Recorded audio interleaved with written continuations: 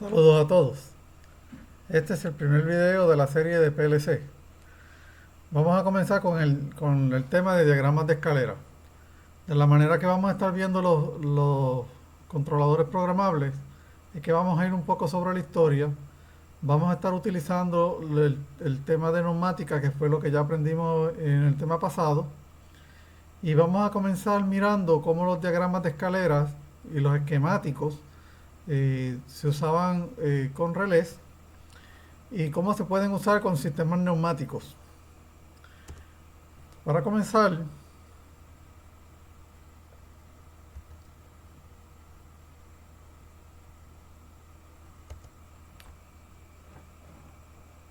vamos a mirar ahora cuáles son los tipos de relés que hay.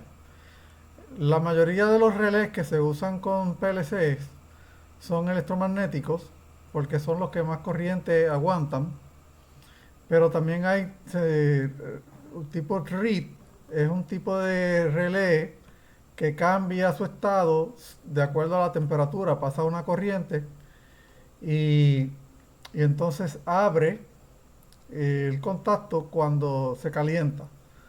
Y entonces funcionan, ¿verdad? Como si fuera un normalmente cerrado que va abriendo. Y ya mismo vamos a hablar de qué es un normalmente cerrado y de lo que es un normalmente abierto. Y por último están los de estados sólidos, que dentro de ellos lo que tienen son transistores o optotransistores acoplados en la parte que equivalen para activar el relé. Y por el otro lado, pues va a tener eh, por donde va a pasar la corriente grande. Y entonces los varios usos, usted lo puede utilizar para implementar lógica o puede usarlo para transmitir potencia o energía a un sistema más grande, como es la mayoría de las veces que se usa para eh, acompañar con un PLC. Este modelo en particular también tiene, ¿verdad?, un disipador de calor porque tiende a calentarse un poco. Este modelo trabaja en 240 voltios, para que tengan una idea, así que usted puede tener 24 voltios en este lado, manejando una carga que necesite 240 voltios.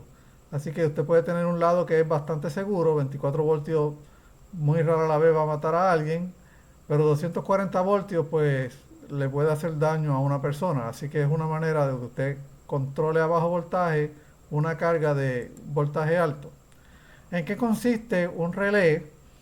Tradicionalmente, hablando de un relé electromecánico, que es lo que le va a dar más tarde los símbolos al diagrama de escalera, pues va a tener un coil, ¿verdad?, un embobinado. Este embobinado va a tener una placa que va a traer un interruptor. Y entonces cuando usted energiza el embobinado, el campo magnético se va a energizar y entonces vamos a ver que el interruptor cambia de estado. Así que fíjense, tenemos un lado común y tenemos entonces un lado que tiene continuidad. A ese lado, ese terminal, se le conoce como normalmente cerrado. En inglés, normally closed, son las mismas letras. Y entonces, cuando se cambia de estado, el interruptor baja, pues vemos que hay un contacto que va a tener un nuevo contacto solamente cuando está energizado, pero mientras tanto estaba abierto. Así que ahí tenemos el normalmente abierto o normally open, de ahí es que sale la O del inglés,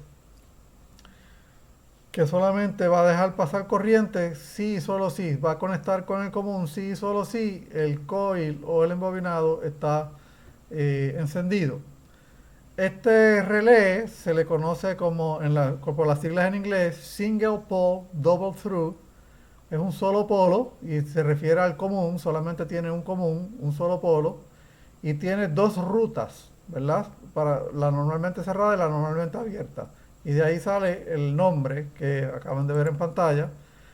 De estos mismos relés, la misma forma, pudiéramos tener doble polo, doble tiro, ¿verdad? Aquí tenemos dos comunes y es que un solo embobinado me va a traer los dos contactos, De manera que cuando se energiza el embobinado, el común 2 va a hacer contacto con el normalmente abierto 2 y el común 1 va a hacer contacto con el normalmente abierto 1.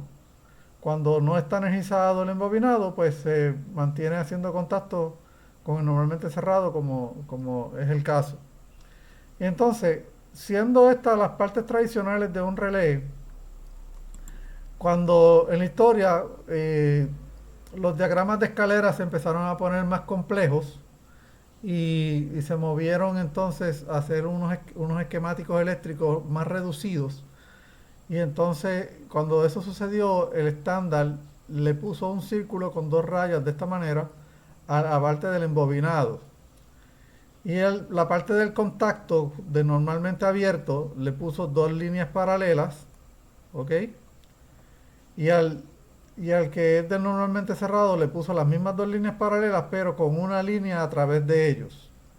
Más adelante, cuando empezamos a ver los simuladores en las PCs, vimos que se adoptó este otro símbolo para normalmente abierto.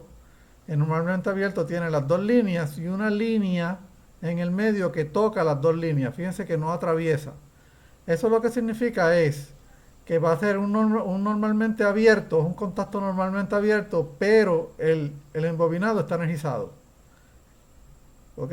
Y esto se va a mostrar mayormente en programas de computadora, en un diagrama de papel, un esquemático de papel, pues solamente se debe usar el símbolo de arriba, a menos que inicialmente esté energizado y usted quiera enfatizar que en las condiciones iniciales es que está energizado el embobinado. De la misma manera, el normalmente cerrado va a tener las líneas interrumpida, la línea que atraviesa las dos líneas paralelas va a estar interrumpida con un vacío indicando que está activo el embobinado y que por lo tanto normalmente cerrado no tiene continuidad. Y de esa manera los simuladores pues lo expresan. Tradicionalmente en los símbolos, ¿verdad? Pues vamos a tener diferentes símbolos donde vamos a ver un terminal al otro lado y vamos a tener una raya. Esta raya, fíjense que debajo de la raya yo voy a tener un pequeño símbolo. Cuando el pequeño símbolo que tengo debajo de la raya está opuesto, ¿verdad?, al lado contrario del contacto, decimos que estamos hablando de un normalmente abierto. Cuando el símbolo está en el mismo lado de la raya, con el contacto del próximo terminal, como en este caso, decimos que estamos hablando de un normalmente cerrado. De manera que yo puedo tener ahora un normalmente cerrado activo, que esté abierto, y fíjense como el símbolo está en el mismo lado de la línea del terminal. Mientras que del mismo modo yo puedo tener un normalmente abierto que esté activo, el símbolo que representa posición, en este caso este pequeño triángulo que estoy señalando es posición, está opuesto al lado contrario de la línea del interruptor. Así que yo voy a tener un interruptor y voy a tener un símbolo debajo. Ese símbolo debajo puede estar indicándome que, como en el caso del triángulo, es una posición. En el caso de un semicírculo con una raya es una presión. En el caso de un tipo escalera, ¿verdad?, como si estuviéramos cambiando de un umbral a otro, pues es temperatura y así por el estilo. Fíjense como el símbolo al lado del terminal muestra un normalmente cerrado, al lado opuesto de la raya del terminal me muestra un símbolo contrario a la línea de lo que está representando presión, temperatura, etcétera. Hasta aquí este video. En un próximo video vamos a aprender a usar los diagramas de escalera con sistemas lógicos. Hasta luego.